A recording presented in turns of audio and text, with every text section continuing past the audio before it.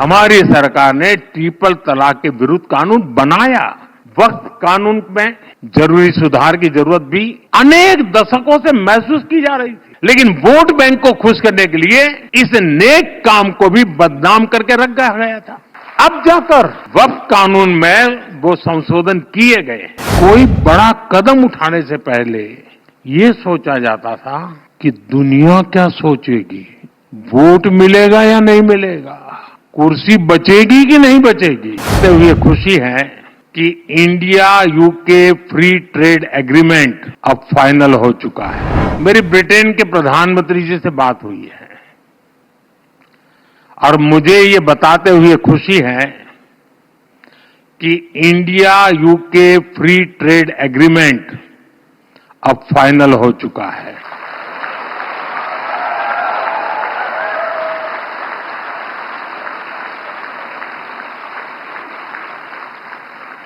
विश्व की दो बड़ी और ओपन मार्केट इकोनॉमी के बीच आपसी व्यापार और आर्थिक सहयोग का यह समझौता दोनों देशों के विकास में नया अध्याय जोड़ेगा। यह हमारे युवाओं के लिए बहुत बड़ी खुशखबरी है।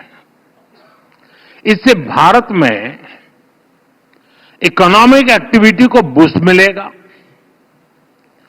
और इंडियन बिजनेसेस और एमएसएमईज के लिए नई अपॉर्चुनिटीज के रास्ते खुलेंगे। आपको पता है, कुछ ही समय पूर्व हमने यूएई, ऑस्ट्रेलिया, मॉरिशस इनके साथ भी ट्रेड एग्रीमेंट साइन किए हैं। यानी भारत आज सिर्फ रिफॉर्म से नहीं कर रहा, बल्कि दुनिया के साथ एक्टिवली एंगेज करके अपने आप को एक वाइब्रेंट ट्रेड और कॉमर्स हब बना रहा है। साथियों, बड़े निर्णय लेने के लिए, अपने लक्ष्यों की प्राप्ति के लिए जरूरी है कि देश का हित सर्वोपरि रखा जाए।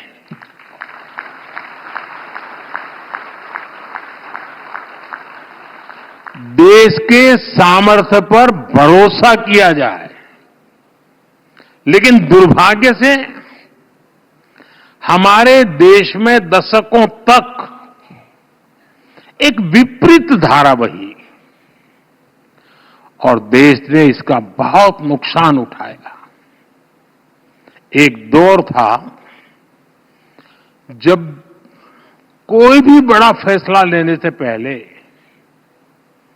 कोई बड़ा कदम उठाने से पहले ये सोचा जाता था कि दुनिया क्या सोचेगी,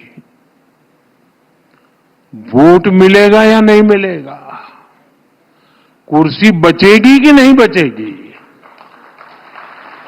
कहीं वोट बैंक छिटकेगा तो नहीं। भांति भांति के स्वार्थों के कारण बड़े फैसले, बड़े रिफॉर्म्स टलते ही जा रहे थे। साथियों, कोई भी देश ऐसे आगे नहीं बढ़ सकता है। देश तो तब आगे बढ़ता है जब फैसलों की एकमात्र कसौटी हो नेशन फर्स्ट, राष्ट्र प्रथम। लोकसभा और विधानसभा में महिलाओं को 33% आरक्षण के मामले में क्या क्या होता रहा, ये भी देश ने पूरी तरह देखा है। इसके पीछे भी कुछ लोगों का स्वार्थ था, लेकिन राष्ट्र हित में ये जरूरी था। इसलिए हमारी सरकार ने लोकसभा, विधानसभा में विमेन रिजर्वेशन का कानून बनाकर नारी शक्ति को सशक्त किया। साथियों, अतीत में कितने ही ऐसे विषय रहे जिन पर चर्चा करने के लिए ही कोई तैयार नहीं था। डर था कि कहीं वोट बैंक नाराज हो जाए तो। अब जैसे ट्रिपल तलाक का मामला, इसे अनगिनत मुस्लिम बहनों का जीवन बर्बाद हुआ, लेकिन सत्ता में बैठे लोगों को इससे कोई फर्क नहीं पड़ता था। महिलाओं के हित में, मुस्लिम परिवारों के हित में हमारी सरकार ने ट्रिपल तलाक के विरुद्ध कानून बनाया। वक्फ कानून में जरूरी सुधार की जरूरत भी अनेक दशकों से महसूस की जा रही थी, लेकिन वोट बैंक को खुश करने के लिए इस नेक काम को भी बदनाम करके रख गया था। अब जाकर वक्फ कानून में वो संशोधन किए गए हैं जो सही मायने में मुस्लिम माताओं बहनों, गरीब मुसलमान, पसमानदा मुसलमानों के काम आएगा। साथियों, एक और बहुत बड़ा काम हुआ है जिसकी चर्चा उतनी नहीं होती।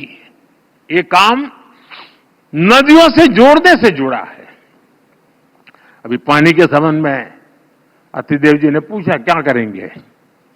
दशकों तक हमारी नदियों के पानी को तनाव का, झगड़े का विषय बनाकर रखा गया, लेकिन हमारी सरकार ने राज्य सरकारों के साथ मिलकर नदियों के जोड़ने का एक महाअभियान शुरू किया है।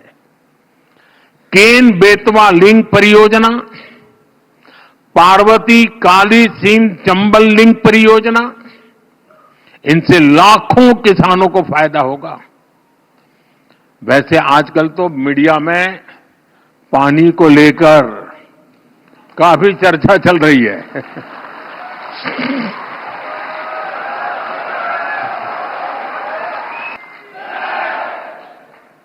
आप बहुत जल्दी समझ जाते हैं।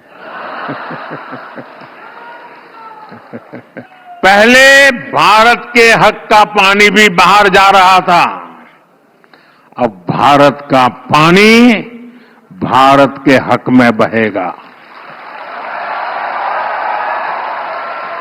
भारत के हक में रुकेगा और भारत के ही काम आएगा। साथियों, अक्सर लोग इस बात को दोहराते हैं कि इतने दशकों बाद संसद की नई इमारत का निर्माण हुआ, लेकिन एक बात पर चर्चा नहीं होती कि दशकों के इंतजार के बाद हमारी सरकार ने ही यहां दिल्ली में डॉक्टर बाबा साहब आंबेडकर नेशनल मेमोरियल भी बनाया।